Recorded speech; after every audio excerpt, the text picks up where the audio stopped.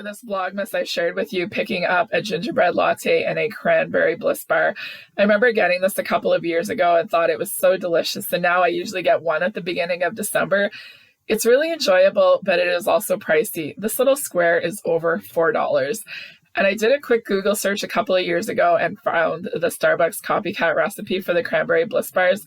I have been making it ever since, and it is definitely a family favorite. So I've changed a few things and thought I would do an updated video. So we're going to start off with the bars, and you need 1 cup, 2 sticks of butter melted. So I went ahead and melted that in my saucepan, cooled it a little bit, and then I have 1.5 cups of packed brown sugar, 2 eggs. You're going to need 1 teaspoon of vanilla extract and 1 teaspoon of orange extract. If you do not have the orange, go and buy it if you're going to make this, because it is the secret ingredient. 2 cups of all-purpose flour, a teaspoon of baking powder, and half a teaspoon of ground ginger. It calls for salt, but I always use salted butter. And then 1 cup of white chocolate chips and 3/4 of a cup of craisins. I also preheated my oven to 350 degrees. So we're going to take the melted butter and brown sugar and beat it together over medium speed, and then you're going to add in your eggs and then your vanilla extract and your orange extract and beat until well mixed. And then once that's mixed up, you're going to add in your ground ginger, your baking powder, and your flour. And it says beating until just blended, don't overmix. So I'm just putting half of the flour just to kind of get it incorporated so it doesn't make a great big mess. And then what I'm going to do now is add my craisins and the chocolate chips, because it says to mix this in by hand. But I always find I overmix it when I add it in by hand because it's really thick. It's a really thick batter. And I find this is the hardest part of this recipe, is getting it spread out. So I specifically bought this like 13 by 9-inch jelly roll pan just for this recipe. It's the only thing that I use it for. So I use parchment paper, and then I spray a little bit of the cooking spray so it just doesn't stick there. And I try and work it out with the spoon, but honestly, over the years, I find taking some parchment paper and just using my hands to spread it out works the best. I just find it's a lot easier than taking the spoon. I just find I can put the pressure with my hands and kind of put it out evenly. So I'm just going to take a spoon and then just kind of push down the sides. And then I'm going to put it into the 350 degree oven, and I'm going to set the timer. It says 18 to 22 minutes, but I will do the 22 minutes because it is a pretty thick bar. At 20 minutes, I usually take a little peek at the bars, and 22 minutes is usually perfect. When you take them out, they're nice and puffy, and then they will fall as it cools down. One side is definitely nicer than the other, but you can make these bars 100 times and it will always be different depending how you press it out, you know, how much flour flies out of your mixer and everything, but it will flatten just like this other one did that I made the night before. My husband had asked me to make some for a potluck, and that's what I was doing. I made these last night and then I lost all of my footage. So I went ahead and made another batch because I usually make one for us, and that's okay. The other one's going to go into the freezer, but it's a good way to let you know how, you know, they change sometimes. So I lift everything out of the pan. I keep it on the parchment paper and I put it on a cutting board because I don't want to handle this that often, and I want to put the icing on it outside of the pan. So I just lift it out and then I put it on the cutting board, and now we're going to do the frosting. You need 8 ounces of cream cheese softened, and then you're also going to need 1.5 cups of powdered sugar. Icing sugar is what we have here in Canada. Half a teaspoon of orange extract and half a teaspoon of vanilla extract. And I always end up adding a little bit more icing sugar to this. So I'm going to start off with mixing the cream cheese and the icing sugar in my KitchenAid mixer. This is one of those times where I really like having this powerful mixer, and it definitely took a little bit of work. Icing sugar was flying all over. The cream cheese was kind of staying in my beater, so I had to get a knife and work it all out. But this recipe is really great, and one of the reasons why I like it is because there's almost a whole page of notes when you print it out. So what pan works the best, how to line your baking pan, orange extract is essential. She also talks about the frosting, and she said the frosting on these is slightly thinner than the Starbucks version, but will set up nicely once it's refrigerated. But if you prefer a thicker frosting, feel free to add an additional half cup of sugar.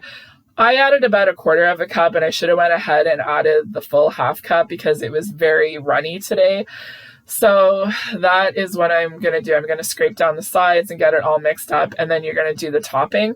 So the recipe calls for 1/3 cup of craisins. I usually do 2/3, and then you're going to chop these. And then in the past, it calls for 1 cup of Chip-Its, which is almost the whole bag, and then I end up opening another bag just to kind of make the drizzle to put on top. So the recipe said to use 2 squares of white baking chocolate, so I actually bought that this year and see how it would work out. So I'm actually going to go ahead and just melt that on the stovetop. And then I'm going to go ahead and put the frosting on the bars. So this was definitely a lot runnier. I think maybe even if I would have put it in the refrigerator for about half an hour, it would have thickened up a little bit. But later on, I found I should have put more icing sugar in that. But it's what happens. And I need to make a note is definitely make 2 cups of icing sugar. So when I do this, I usually keep it in the center because when I go to cut this, I always cut the edges off because I want the nice clean kind of sides for whenever I cut the bars. So this is kind of where you make it look like the Starbucks Cranberry Bliss bars when you drizzle the craisins up on top and then you do the drizzle. And she talks about that, like taking her fork and then drizzling it on top. And that's one of the things is I always run into problems kind of mixing up the chocolate, and that's what I was doing here right now. I know lots of times they say to add shortening to it, so I actually put a little bit of milk in to kind of thin it out, and then I'm just using my fork here to drizzle this on top. And the one thing that I noticed was very different was the color of this chocolate. Usually the white chocolate chips are very white, and I found this had a little bit of an off-white color. Definitely some bigger blotches here and there, but that's how it works, you know. I'm always like a little bit too hard on myself, and I'm really disappointed with the way that this kind of turned out, but I'm not gonna, you know, not serve it and everything. Like, it's just a different color than what it normally is. So anyways, I put it in the freezer for about an hour, and then I'm going to start cutting it. And this is what I do. I cut the edges off because I want it to be nice and clean, just like how whenever you get it at Starbucks. And this was definitely a runny frosting. And it's okay. It's still going to work out, but it was definitely very messy. And my husband had just got home and he's like, maybe you need like one of those big, large pizza cutters. And I'm like, yeah, that might be a great idea. So who knows what's going to be in my stocking this year.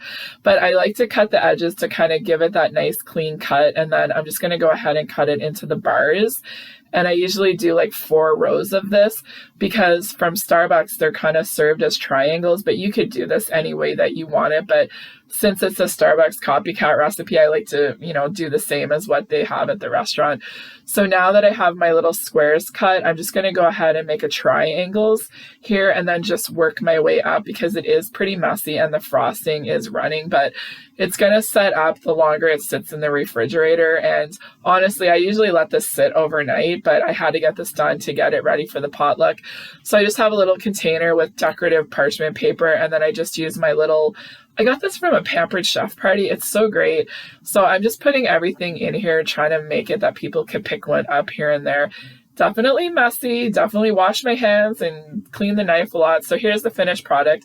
I have them in here, and then I also put a little bit on the plate.